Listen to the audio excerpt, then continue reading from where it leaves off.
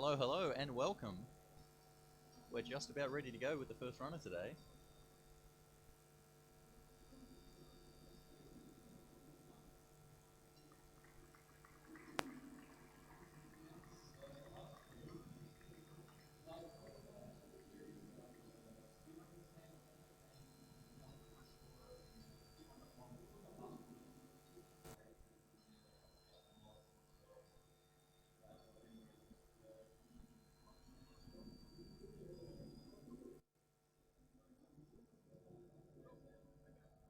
Okay.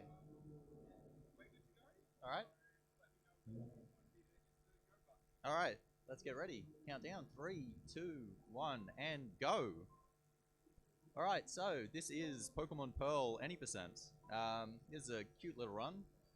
But for you to be able to follow along with what's going to be going on throughout the entire run, I'm going to need to explain how the RNG, or the random number generator, in this game works. So there's two different ones. There's the battle RNG, which, as you might expect, impacts all the battles, but you don't need to worry about that. It's effectively random in this game, so you can just assume that that's what's actually going on. But the non-battle RNG, the overworld RNG, it advances in an exact set pattern as from what it starts from, so from the starting seed. And so the starting seed is generated by a factor of what time it is, based on from the DS. So it's a combination of the hour, the minutes, the seconds, and the date. And then also the amount of frames since you've reset the game. So to hit the initial starting seed, you do actually have to start the game frame perfectly. So I set it up before actually starting this run. It usually only takes me like 3 or so tries, but if it took me 10 tries just sitting through the intro 10 times would be quite boring. So from hitting that starting seed, like I said, it'll advance in a perfect set pattern. So if the RNG advances once, it'll move to the exact same point. So in the overworld, I'm actually making sure that I'm advancing the RNG exactly as many times as I want to get the desirable result. So the first thing that I'm going to manipulate is I'm going to be using Chimchar for this run, so I'm going to be manipulating the Chimchar stats, which it looked like I was just moving as quickly as I possibly could to this, and I was. It just so happens that it lines up perfectly to do that. And so my Chimchar is going to have really, really good stats. It's going to be a naive nature, which is perfect, which is minus special defense and plus speed. The speed's very useful for some of the gym leader fights, and it's also importantly going to have a hidden power of grass with a really high power. I think it's grass 69. It might be 66, but I'm pretty sure it's 69.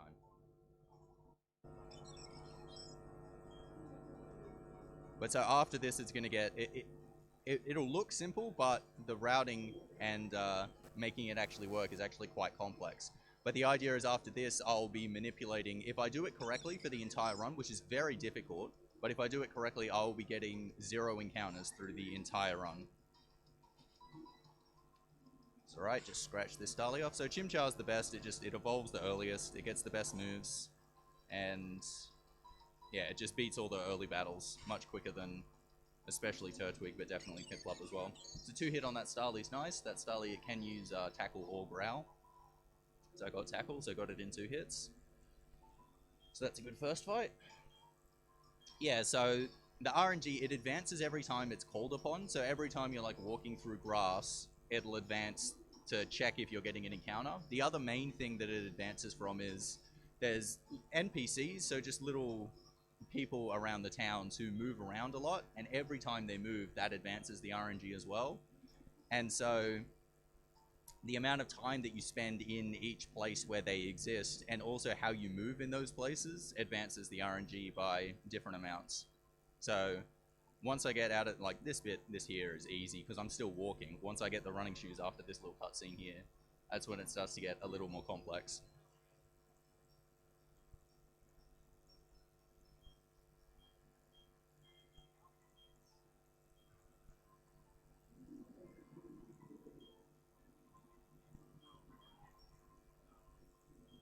Yeah, so the problem is, like, if I do mess up this manipulation of the encounters at any stage, it will completely break for the entire run. Well, I mean, it's not a huge deal. I'll just lose time to getting lots and lots of encounters throughout the entire run. So hopefully I can keep it for as long as possible.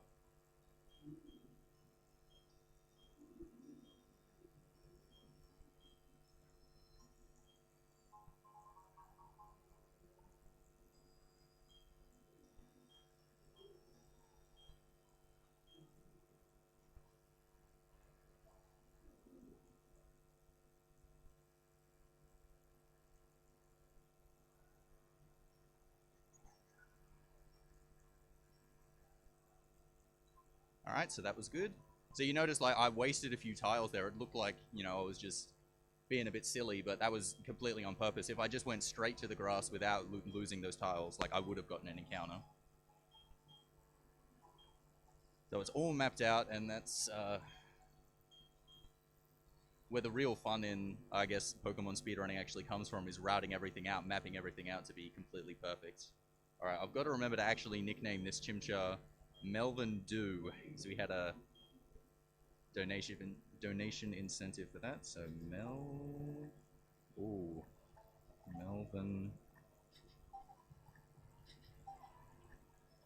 Oh, I missed the space. Oh well, that's fine. Melvin Dew.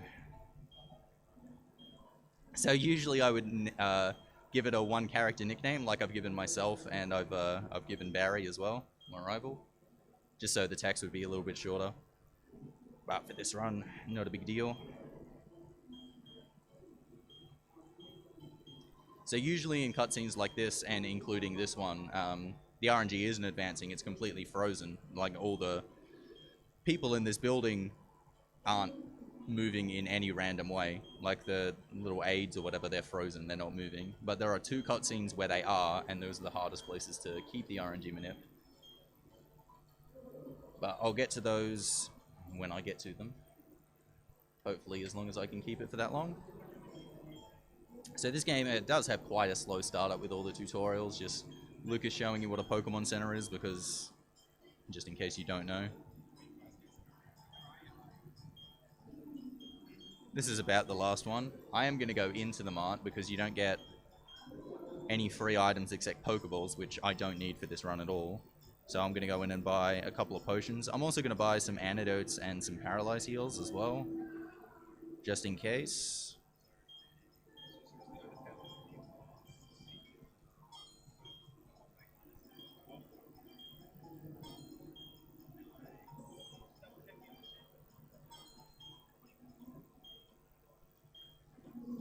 Okay.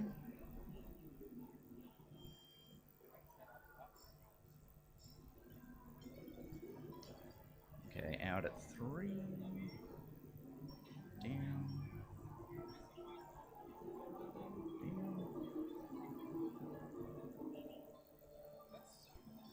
Okay, still good. Yeah, so again, you saw me taking extra grass steps there, and that might look like I'm just being risky or just taking a chance, but it's all part of the manipulation, so that's just advancing the RNG more to the specific point that I want. Because in areas like that, basically, when the encounter shows up, so like an encounter might show up on like the 300th instance of RNG, so I want to advance the grass to 299 and then time it so an NPC moves, and then that ends up advancing it to 300, and then the next grass patch I get to is 301, so I skip over the encounter. What's this one? So top 4 from left.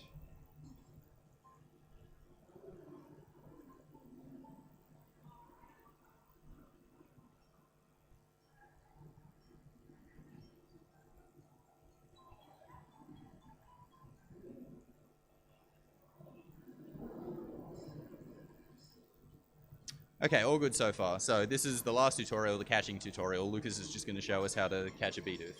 But this is one of the cutscenes that's really tricky to keep the manipulation on. So what's going to happen is after the catching tutorial, he's still going to keep talking to me, but there are going to be NPCs moving around. They won't be on the screen, but they still will be moving around on the camera just outside the screen.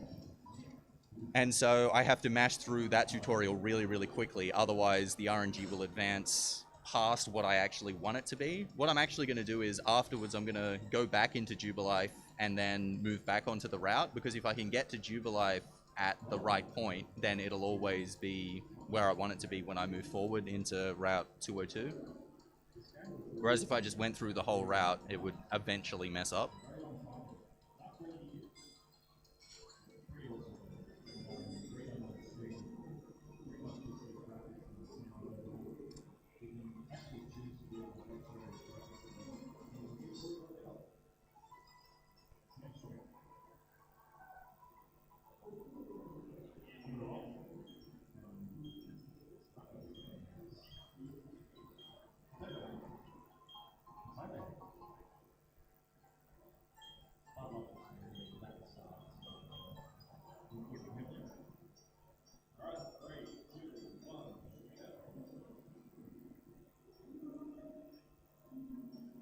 Okay, looks like I got it. If I'd messed that up and I didn't mash fast enough through that tutorial, I would have gotten an encounter on that just little first patch of grass. It would have been a level 3 Bidoof. So we're still good, and now actually into the fight. So this part is completely random. There's just nothing you can do about this. And so this first fight here is actually quite risky. This Starly does a fair amount of damage, and it does have quick attack as well. Okay, tackle is what I want turn 1. It has tackle... Oh, that's not good. It has tackle, quick attack, and growl. That's not good. This is why we bring potions. So, Trainer AI in this game is actually worse than any other Pokemon game. It is 100% random. So, no matter what the situation is, the trainer will just choose a random attack out of the ones that they have. Even if, like, it'll guarantee kill with quick attack, it could still use growl. So I wanted growl that turn, because I got 3 hits in. This 4th scratch will kill anyway. Alright, that wasn't too bad. It's actually one of the scariest fights in the game.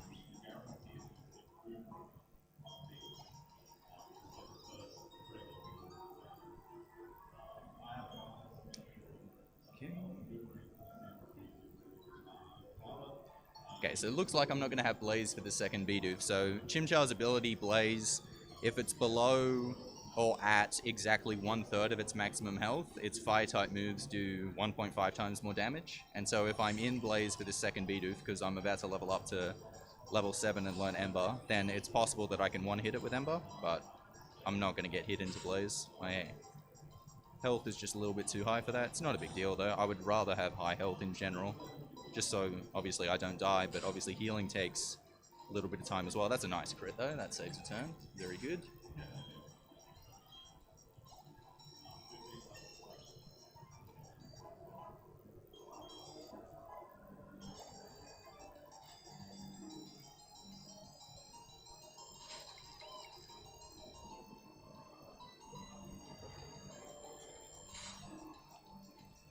So the battle engine in Diamond and Pearl is also very, very slow, notoriously. It has a huge amount of lag, and you have to actually be pressing A after every attack, otherwise there'll be even more delay before the attack actually registers. So you've got to keep mashing more in this game than any other, and it's still slower.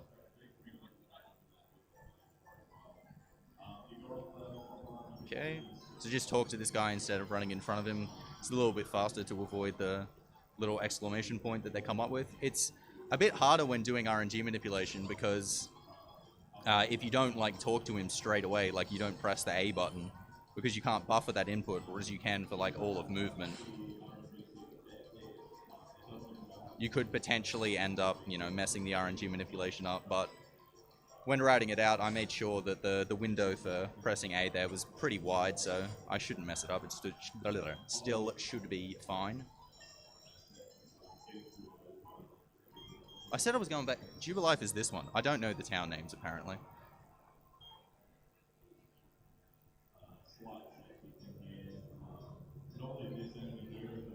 Yeah, so even a little turn like that, and just like turning on the steps, one tile before moving up is important. So this is Jubilife? I think this one's Jubilife. There's a lot of NPCs moving around outside here. It's RNG moves really, really quickly here, and it's also a very, very large town. So after this little area here, when I get the poke edge, keeping the manipulation, it takes a little extra effort. But first in here, I'm going to be fighting two trainers, two Abras, and the reason I do that is if I do that, they give me the TM for hidden power, which is really helpful to especially beat the first gym. Just as a Chimchar, a level 11 Chimchar. Like if I went into him, because he's a rock type gym leader, if I went into him with just Scratch and Ember, he would just completely destroy me. But getting hidden power and it being grass, because like I said, that's manipulated, it'll be all good. Chimchar will be able to take him down. So just use Scratch there. Ember's got, Abra's got very, very bad defense. So Scratch ends up doing more than Ember. I also don't want to use Ember turn 1 because it could burn him and that would just be wasting time. Especially since Abra has Synchronized, it'd be even more text. Gets to level 9 here. Taunt is useless. I'm going to heal before the second Abra though, because it could take me out if I don't. Egg. So I've got plenty of potions though, I've got excess, so there's no danger of me running out of potions. Usually only need about 4 for the run, and I've got 8, so...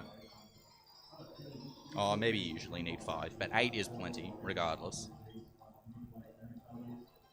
So the reason I use Hidden Power Grass, obviously, like I said, the Rock-type gym leader, but it's also because your rival chooses the opposite type, so he's got a Piplup, and so Hidden Power is going to be really good for taking him out after this fight. So I'm going to use Ember to finish this one off, because I'm level 9, it'll kill. And Ember, it's got 2 characters less of text, so it's just tiny little optimization of the Scratch. And then it crits, which wastes a little bit of time.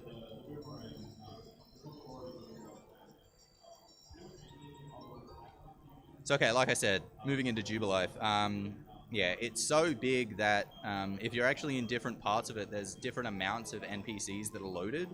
So there's little, well, we call them load lines,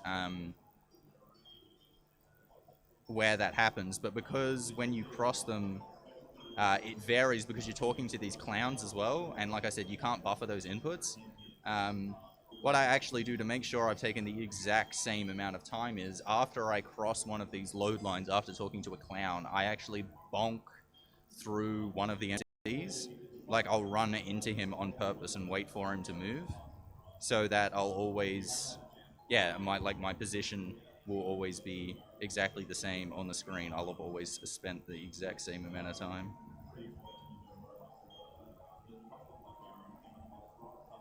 Alright, so here's the first clown. And you'll see this here. There's a load line that I just crossed there, left to right. It's like 3 tiles to the left of me.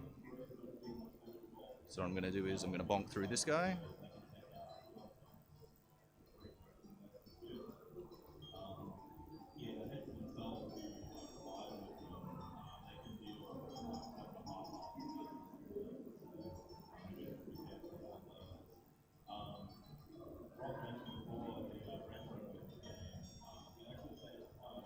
Alright, so it's like, I have to get the Poketch just to advance the game. It's just a plot point. I don't actually need the Poketch at all. Alright, and so after this, I'm going to bonk through that guy once again before I leave town. So that, like I said, I have the exact same RNG position.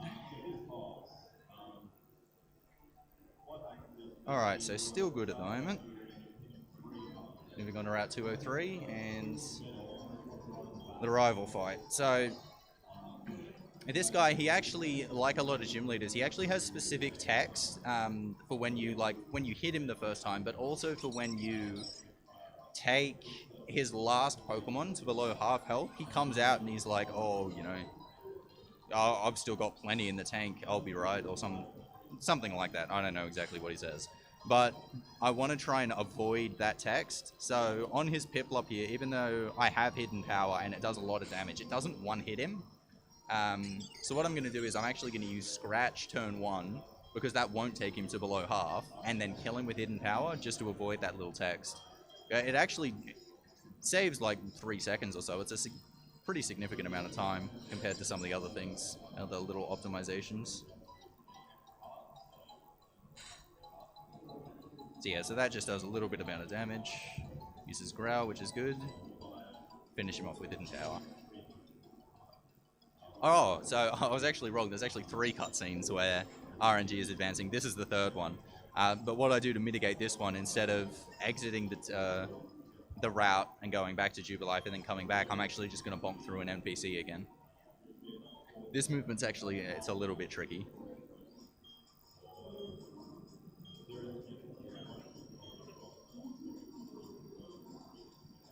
Yeah, I completely messed it up. Alright. RNG Minute is gone. There we go. Start getting encounters now. But I got it deep enough that it's not that big a deal, because I can buy repels at Orberg after I beat Rourke. And so I'll just use repels for the rest of the run.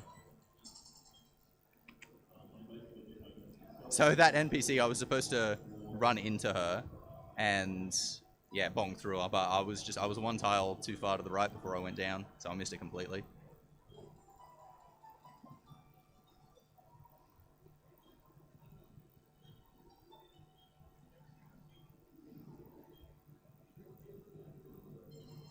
Yeah, so I'll start getting random encounters now. So like I said, it's just a little bit of time waste. It doesn't destroy the run or anything at this stage. The only thing that would have completely messed up the run is if I'd messed it up before I got Chimchar, because Chimchar does need to be manipulated stat-wise.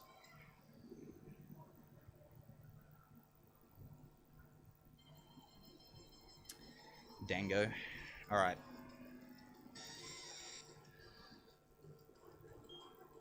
So usually in a lot of different Pokemon runs, you'd actually be catching a couple of Pokemon just to teach the HMs to. So you'd catch something, you know, for Cut or for Rock Smash or even for Fly or something like that. But in this run, not going to catch anything. Like I said, ideally you would just get no encounters at all. I am going to use 2 HMs though, Rock Smash and Cut, but I'm just going to teach them both to Chimchar, or well, it'll be Monferno by the end.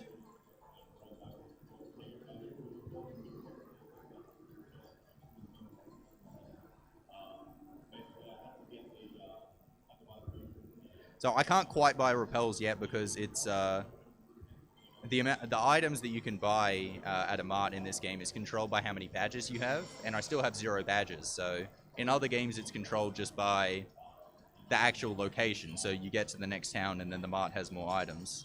But I still have no badges, so I can't buy repels yet. Alright, just pick up this escape rope so I can get out of here quicker. Alright, that'll hopefully be the last one that I get in the mine.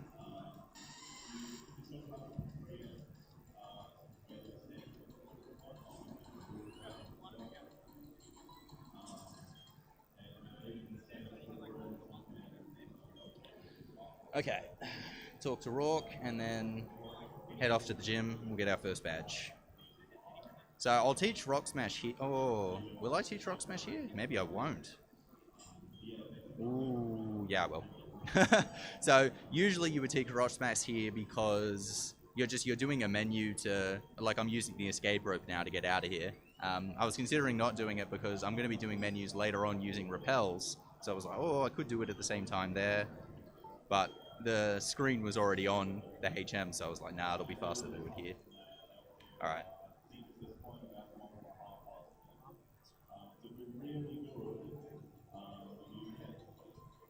So just going to go straight up and fight Rourke. No need for any extra experience at this stage. With Hidden Power, Chimchar will be able to take him out. His Cranidos is actually a little bit of a threat. It's the main reason why you use a naive nature, so plus speed. So his Cranidos has 24 speed, and I'm going to have 25 by the time I get to him. So if I didn't have a plus speed nature, it would be 23, and he would outspeed me, and that would make the fight so much more difficult, because Cranidos at this stage in the game, it actually has extremely high attack. Its headbutt does over half my health. It does about 20 damage. And so if he was faster, he could just headbutt, and he could flinch as well if he was faster. And then I would just get nothing in, and he would just take me out. But this way, with me being faster, he should only get 1 hit in, so even if he uses Headbutt, as long as it does a critical, I should be fine. But he's got 3 moves, Headbutt, Pursuit, which does about half as much, and then Leer, which is ideal. It just does no damage at all. Just avoid healing as much as possible. So Geodude and Onix, they're no trouble at all. They got that 4-time weakness. 4x weakness, so they just go out in one hit.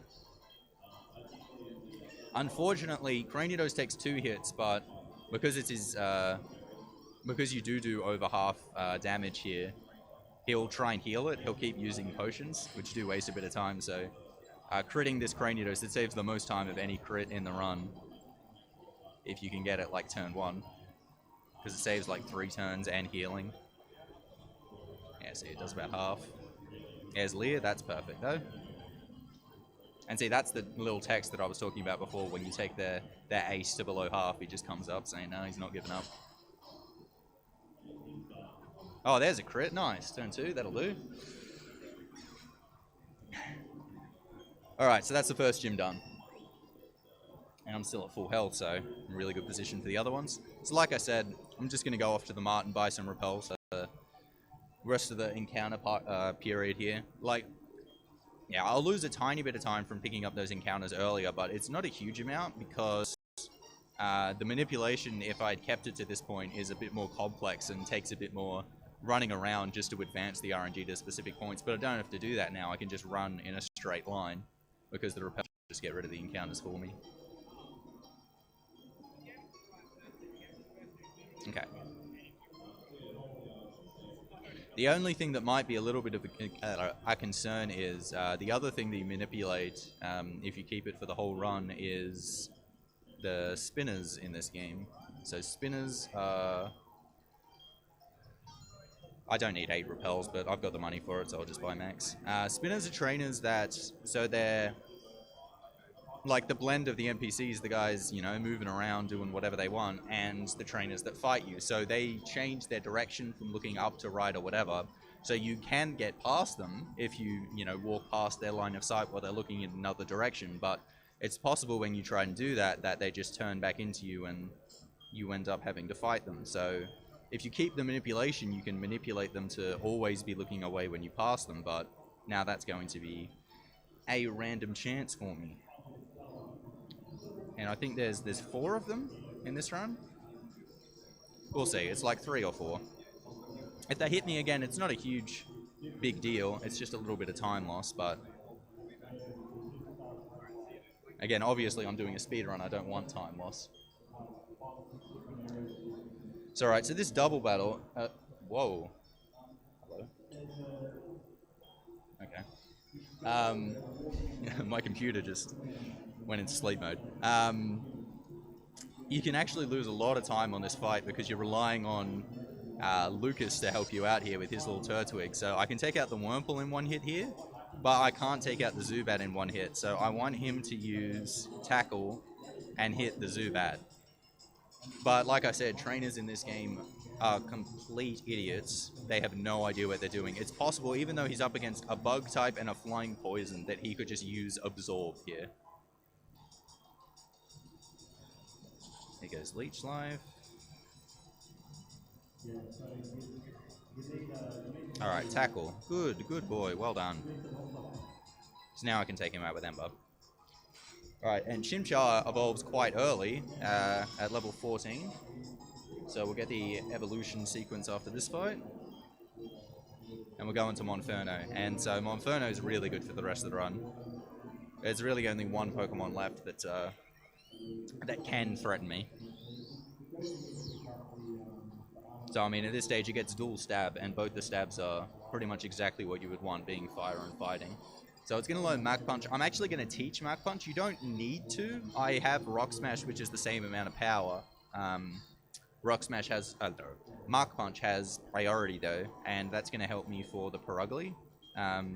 Just to take...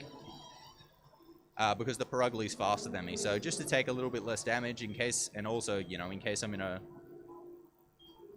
pretty bad position there and I might have to heal otherwise. Just saves me a little bit of time, a little bit of worry to have Mach Punch there, and I don't need Hidden Power anymore. Don't fight any more water or rock type pokes for the rest of the run. It's alright, so this would be the other cutscene where RNG is still running, and like I said, Jubilife, the RNG is running really, really fast here. We initially thought when we were mapping out RNG Minute for probably like 2 to 3 years, it was just impossible to keep it after this point because this cutscene is just so long and so bad. But we eventually found something, I think, about last year that ended up working. But can't show that off, unfortunately. Here's the first spinner that I was talking about. So just going to open the menu here and use the repel. Hopefully get past her. Alright, good. That's one down.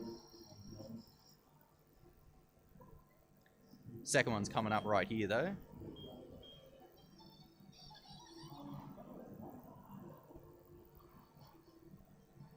And I have to pass this girl twice. Alright, that's one. Alright, nice. Got past her as well. That's good. Alright, so moving on to Floroma Town. I've just got to talk to this girl to set the flag to go fight the...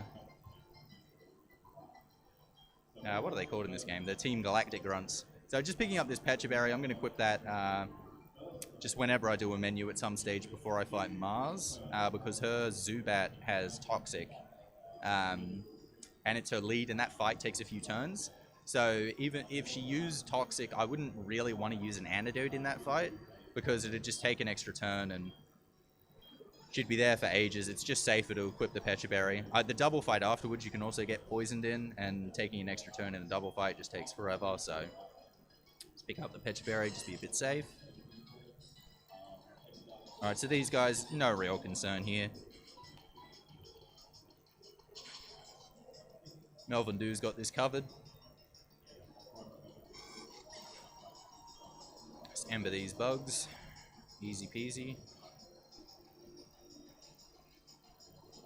Oh yeah, so Mach Punch is also useful. The third grunt that I fight here, before I go into the Windworks, has a Glameow that has Fake Out.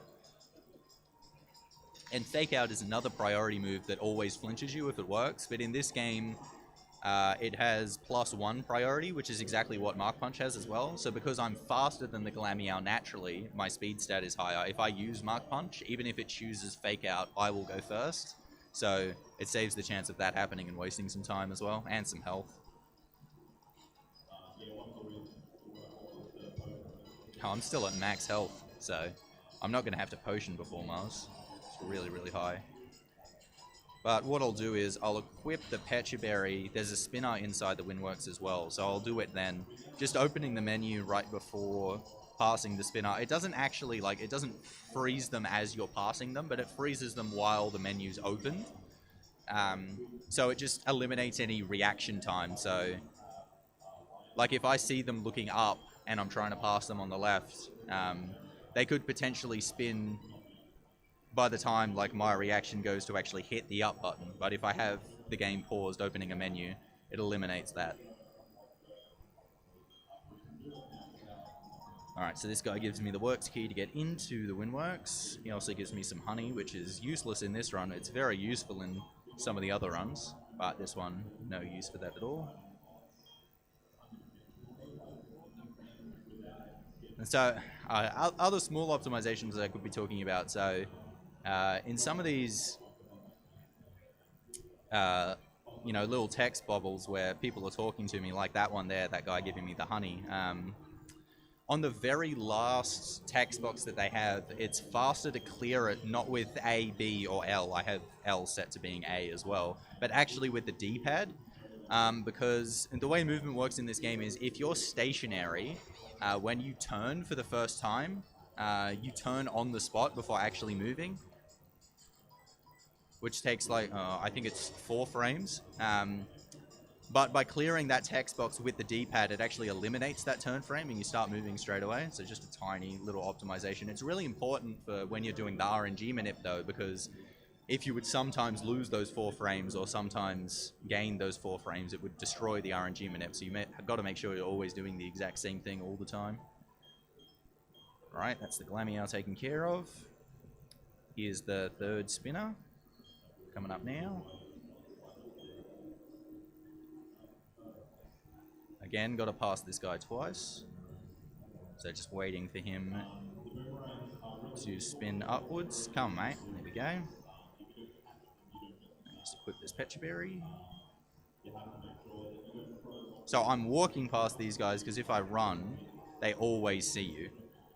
They'll hear you if you're running.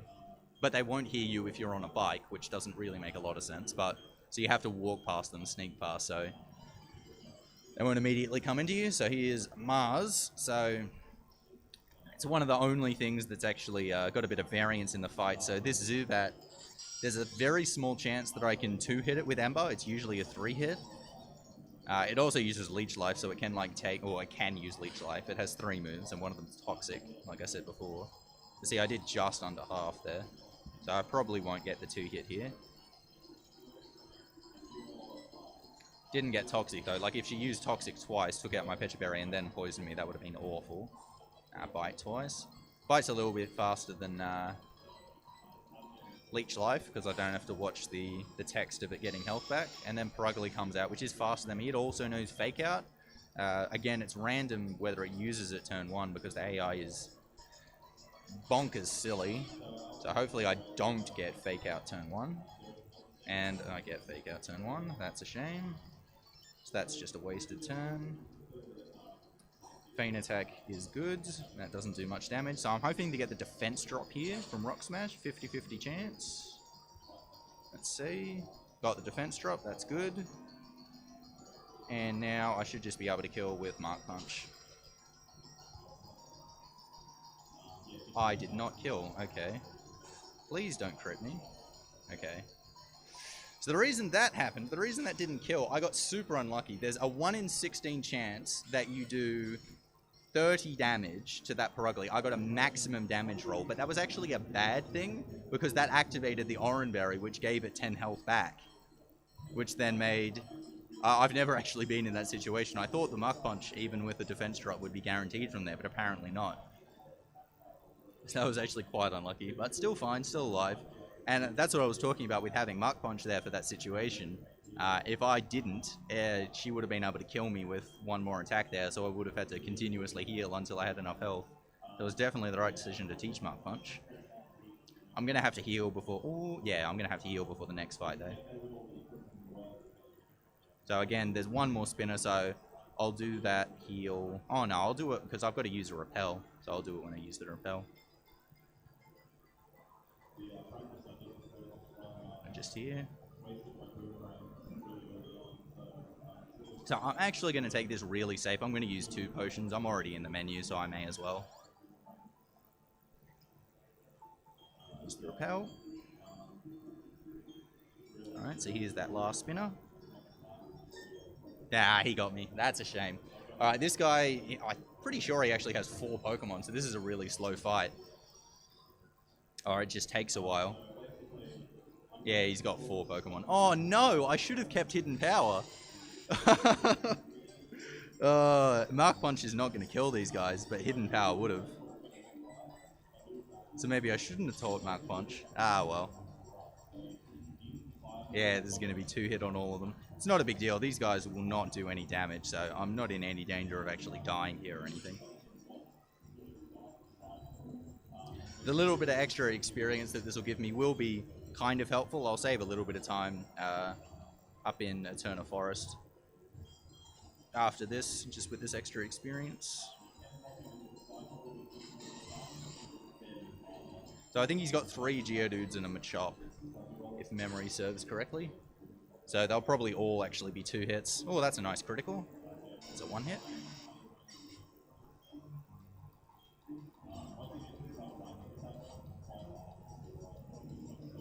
Yeah, so obviously you can see this is a fair time sink, so that's why keeping the RNG manip for as long as you absolutely possibly can is very helpful. The longest you can feasibly actually keep it is just to the end of Eterna Forest, so it's just after this point. Probably could have finished that with Ember. But see, I've taken no damage so far, so it's not a big deal at all. Just a tiny little time sink. Oh, he's got a Bidoof. This'll die in 1 hit. You beauty.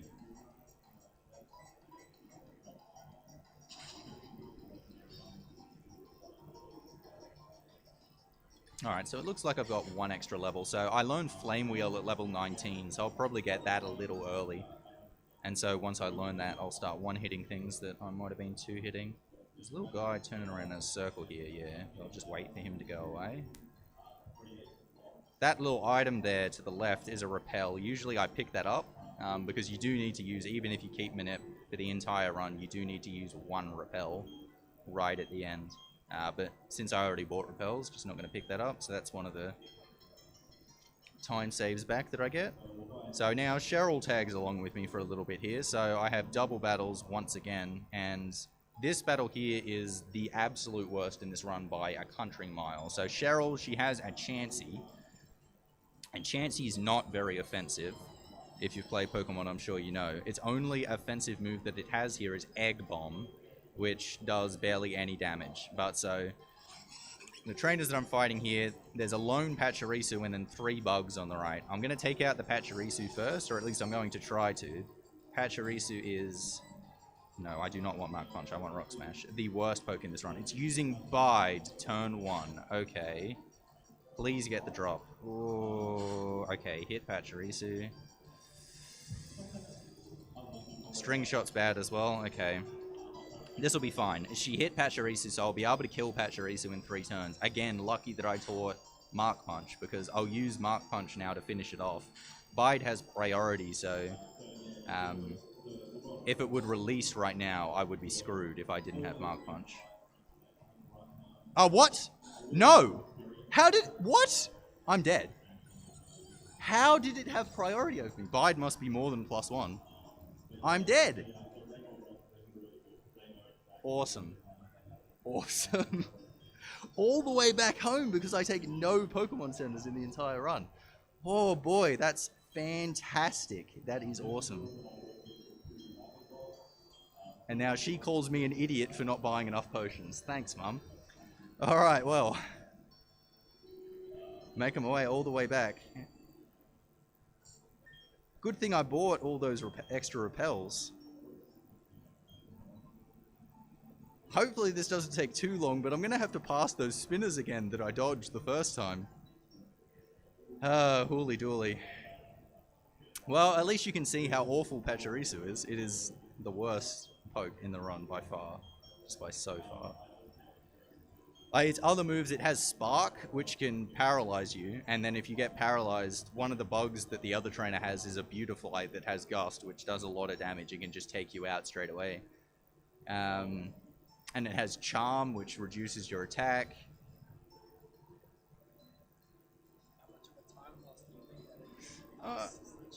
Well, we'll see when we get back there. It depends on if I can get past these spinners, because if I hit these spinners, it'll be several minutes. Alright, got past that one. Am I going to have enough repels now? I've got 2 more. 1. No, I don't. I'm going to need 1 more. I'm going to have to pick up that repel on the ground that I saw before. Alright. I'll be fine. It'll all be good.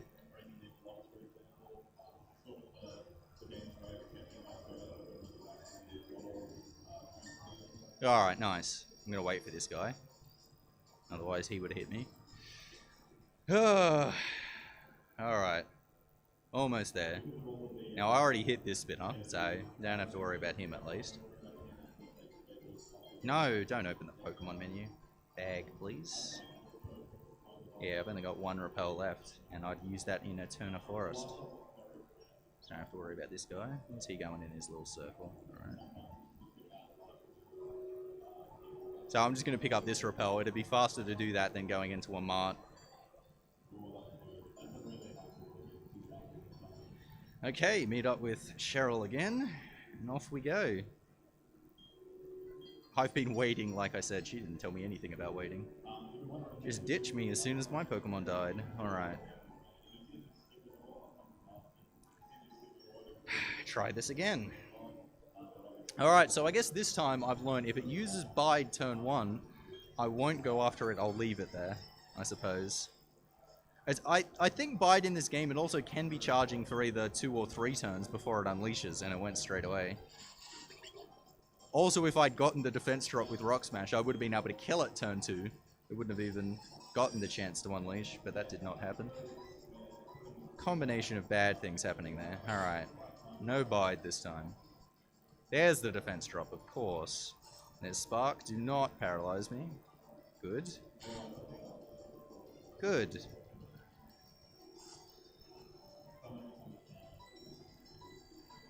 Alright, so we'll go the Mark Punch this time. It also has quick attack, so Mark Punch, just in case it uses quick attack to avoid that text. Alright, so Pachirisu down. I'm not paralyzed. The rest of this fight is fine. Look at Chansey there. It's got like 1 health off max, and it's going for soft boil. Doesn't really matter at this stage. Chansey's done all that it possibly can do in this fight, so I'm just going to Ember and take out the bugs, and then I'll be fine. Absolutely useless critical there. Soft boiled again. Oh, Jesus, Chansey. Yeah, so I don't think it used String Shot this time. Even if you get String Shot, you're still faster than this Beautifly, but if it uses String Shot twice, you end up being slower. And it has Gust, which does also a useless critical.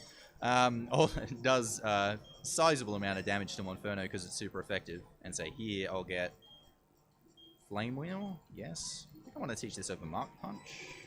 Yeah. So that's a little bit earlier than I usually get level 19 and get Flame Wheel. I usually get that after the next fight, which is 2 Abras. But having Flame Wheel, it'll save a tiny bit of time there because usually I don't one-hit the Abras, but with Flame Wheel I will. So I won't have to rely on Chansey to use Egg Bomb, hit Egg Bomb to take them out. And Chansey also won't get a second turn, so I save a bit of time there.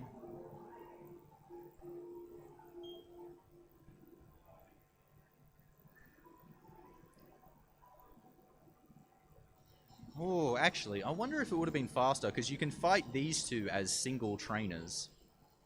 I wonder if it would have been a little bit faster to fight them both as singles and just Flame Wheel the Abras. I'm pretty sure I timed that out, and on average it is just a tiny bit slower, and it is faster to do them as doubles. Because I've been running Platinum a little bit, which is obviously very similar to this game, and you always do have Flame Wheel at this stage in Platinum.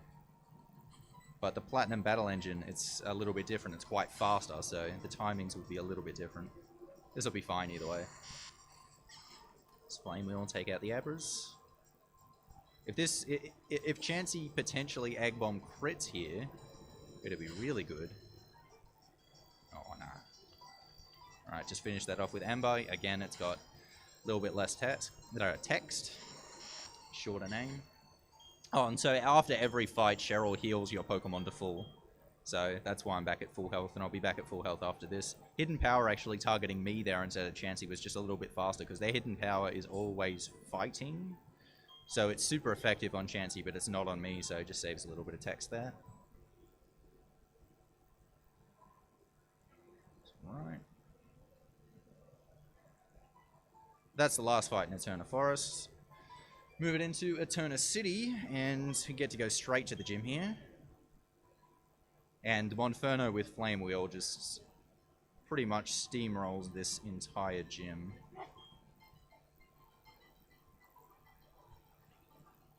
And this is where it saves, you know, a really sizable amount of time over Piplup. Yeah, and Turtwig as well. Unfortunately, Gardenia insists that you fight every single trainer in her gym, so it does take a little bit of time. And they also play hide and seek, but they're always in the exact same position, so hopefully I remember where they are. It's been a while since I've actually done this run, but I should be fine.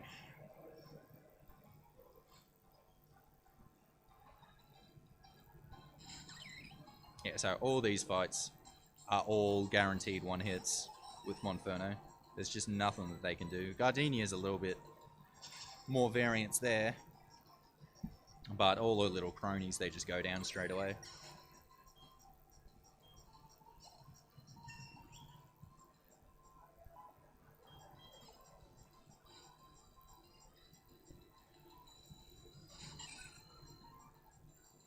Yeah, so there's nothing real much going on at this stage, but you might be wondering, given that I'm at the second gym and it's been almost 50 minutes, how I could be finishing this game in about an hour. And so the answer is, or why I even have to go this far if that's the case.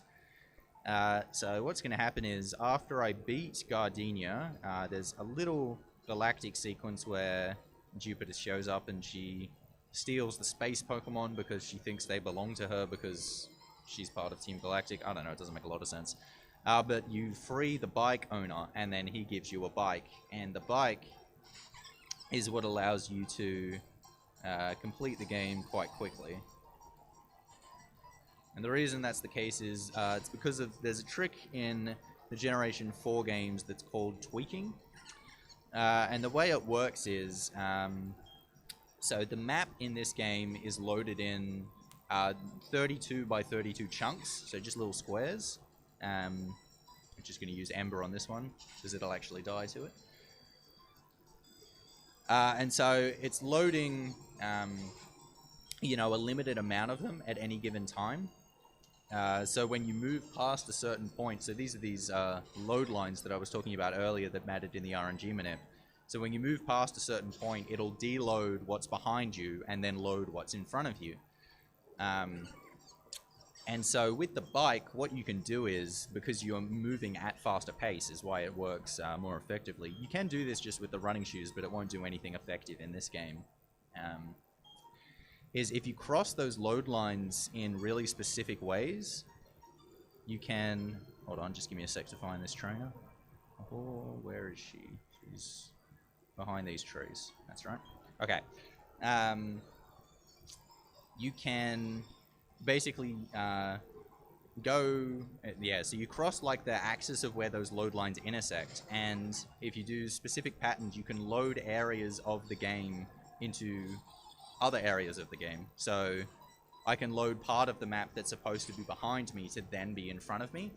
And so you interact with the map normally, the way it looks like you should, but that's not where things are supposed to be. So then if you reload the map,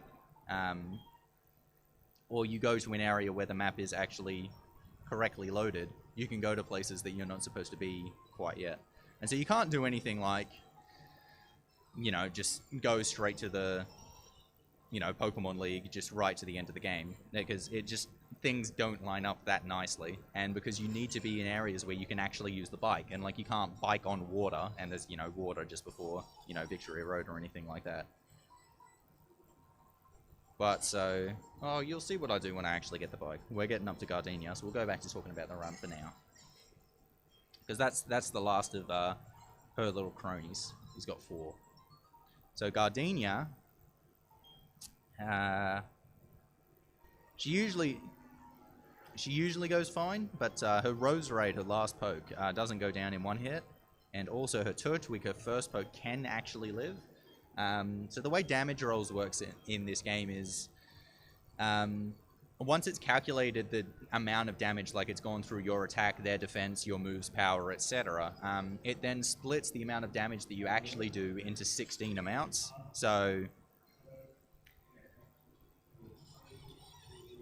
there's 16 different rolls that you can actually do, and oh, her Turtwig's her second poke, never mind. So the Turtwig, it will die 15 out of 16 times. But if I get the absolute lowest roll, it'll live. I'm getting to level 22 here, it actually might always die. But if it lives, it's really annoying because then she'll heal it and I have to hit it again and it's just a lot of time loss. But the Roserade does not die in one hit no matter what. So I use Leer on it, I lower its defense and then hit it instead of hitting it twice. It's a little bit faster because it's holding a Citrus Berry and I don't want to activate that Citrus Berry. And that little text that I was talking about before, because it's an ace, if you do damage, bring it to below half, she comes out. But so the Roserade, its annoying move is Stun Spore. I don't want to get paralyzed. That's really annoying. It's also a speed tie with this Roserade, so sometimes I go first, sometimes I don't. Magical Leaf, just a bit of damage. Alright, nice. 1, take it out, and this will be a guaranteed kill. That'll take her out. So that's a fine fight. Useless critical again. Classic. Alright. But so that's Gardenia done. That's the second gym badge. Just a little bit of a galactic segment left. And then we can get into the fun part. So she gives me the TM for Grass Knot, which is actually quite a useful move for Monferno. It's just that the rest of the Pokemon that I fight, it's not useful against. I've got Flame Wheel, and that takes everything out. But I am going to teach Cut.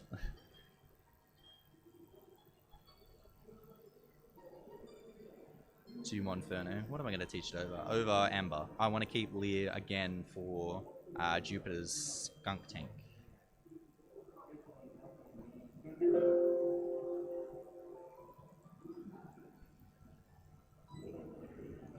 Alright, so Cynthia shows up over here, and she gives me cut to conveniently cut down the cut bushes that are about 2 tiles away. So cut is obviously not a very good move, and I don't actually want it on Monferno. It's just that I only need basically Flame Wheel at this point in the run, because I'm almost done with the battling. And so it's faster to just teach cut to Monferno than to catch another Pokemon and give that cut.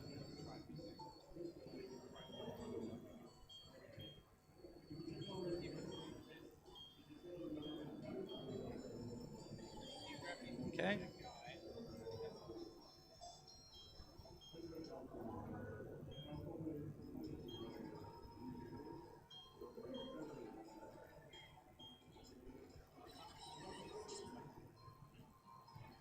Alright, and so this is the Galactic building.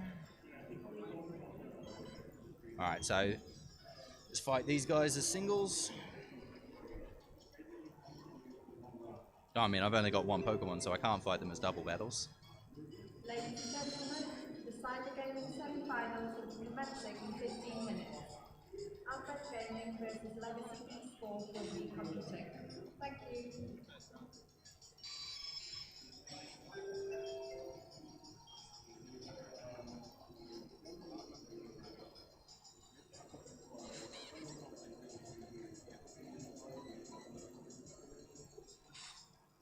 I'm not sure if that Glemeow actually has Fake Out. I'm pretty sure it does, but it didn't use it. It's another useless critical. Most criticals at this stage are actually pretty useless because you're just one-hitting absolutely everything. At least I did get a useful one against Cranido, so can't complain too much.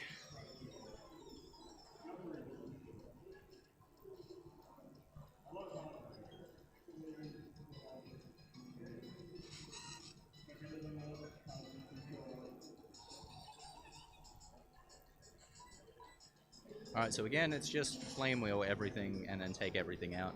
There are a few Pokemon here that I can actually kill with Cut, which is a little bit faster again because it's got that shorter name. And also on like, you know, on a Wurmple, it's not super effective, so it saves a little bit of text as well. But Cut does not have 100% accuracy. It can miss, and so I don't want to risk using it and then missing and something absolutely awful happens. Like it uses String Shot and then I'm slower than everything else and then I get poisoned 3 times.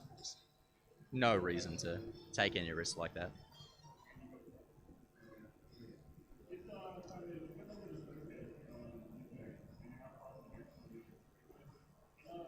Alright, so I think there's 2 more cronies in here before I get up to Jupiter, who ends up being the final boss of this run. So 3 more fights left. This guy's just got a trio of garbage pokes as well, so like this Wurmple I could definitely cut. But just gonna Flame Wheel. It's not like I'm in any trouble on PP either, so. Oh, actually, 12. Nah, I'm fine. Definitely fine. I was considering healing because I got Magical Leaf from Gardenia's Rose Raid, which it does do the most damage of all of her moves. Grass Knot does like half as much, and Poison Sting does very little as well. And Stun Spore obviously does no damage, but the Paralysis is annoying. So I can die to Skunk Tank if I get really unlucky, but hopefully I'm fine. Being at lower health, it is faster if things go the way that I want, because if she hits me into Blaze, I can save a little bit of time by not having to use Leer lowering its defense. Should be fine though. Like the problem is that the Skunk Tank knows Smokescreen, lowers my accuracy, and then I could just potentially miss forever and ever and ever, so hopefully that doesn't happen. Hopefully I get good luck on the trainer AI. So there's the last crony, he's only got 1 poke. Abert's got no defense, so it falls in 1 hit as well.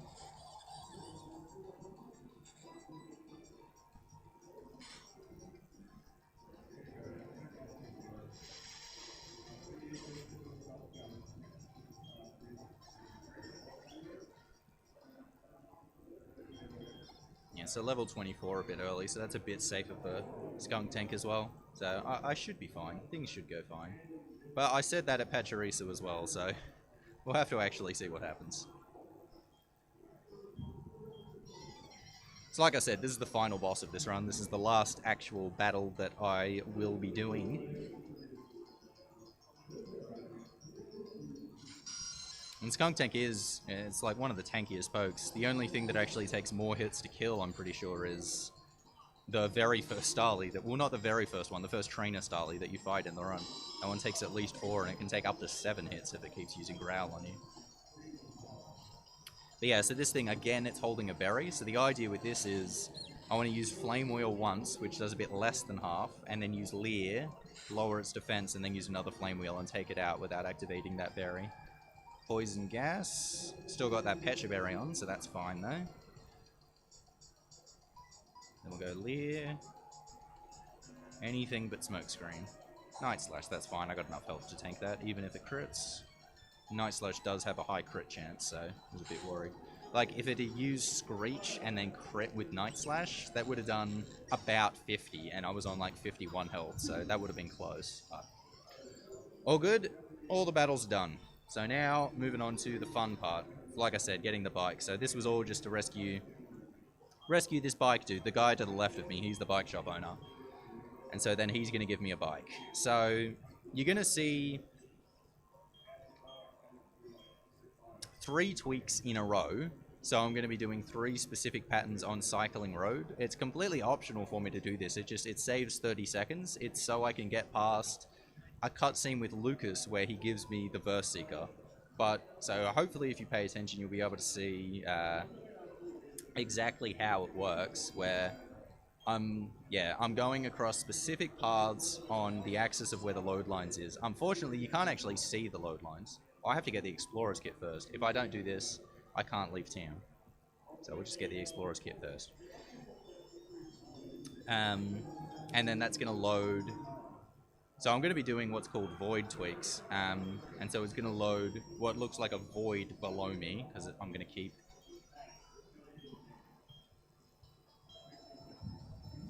doing them below.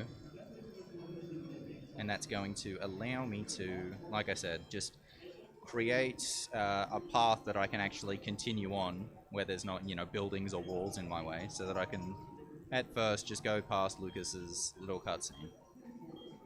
Here's my bike. So it's got 2 gears. I want to be in the fast gear. Slow one doesn't work. Doesn't go fast enough. Alright, here we go. So these ones can be quite tricky. Hopefully I'll get them right.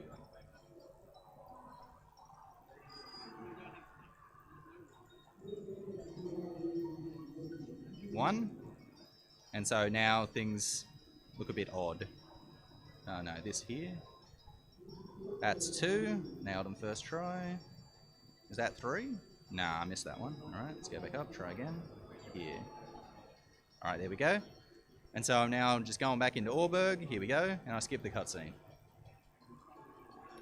Alright, so this is the last rappel. And this is the one you always have to use, no matter what. And then, so I'm just making my way back to Jubilife. And then I'm going to be doing the last tweak, which the idea here is I want to position myself inside a building, and I want to be right next to where the door opens, but from inside. Oh no, I messed that up. Alright, we'll go from above. Alright, nice, got that. Over here. I think it's this one. Alright, so save here. So I have to save and reset, otherwise what's going on here will not actually work. But so if I've done this correctly, I'll end up walking into the building but moving down instead of moving up, and so that'll allow me to walk outside the inner part of the building, and I'll enter what's called the void. I'll be able to walk around the black space, and so I'm just editing exactly where those positions are by saving and resetting there. So in here, like so. Boom. Whoop. Up here. Then to the left. And so now I'm in, wait for it, Floroma Meadow. And I'm just waiting to get into the Vale Storm part. Then I'll save again.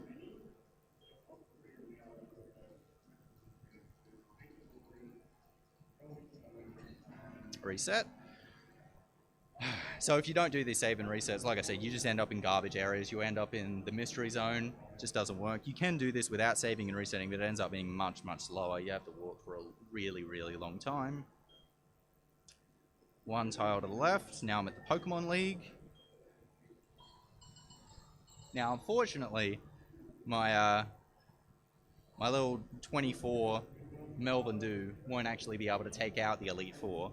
Won't be able to get it done, but just one more save and reset. And what I'm going to be doing is I'll be moving into triggering the cutscene that happens after you beat the Elite Four at the Hall of Fame. And even though you can't see them, here's Rowan and Cynthia. Welcome to the Hall of Fame.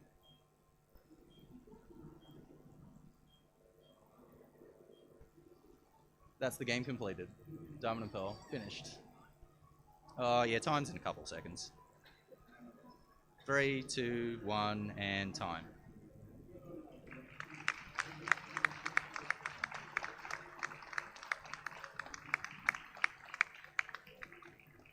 Yes, that run wasn't too bad. It was pretty much a classic marathon Pokemon run in that I had a death that just came out of absolutely nowhere to completely destroy everything, but I still got underestimate, so really happy with that. Showed off the good and the bad. So I hope you guys enjoyed that run. Stick around. Got a few more runs coming up today, all of good quality. Undertale next. Oh yeah, definitely stick around for that.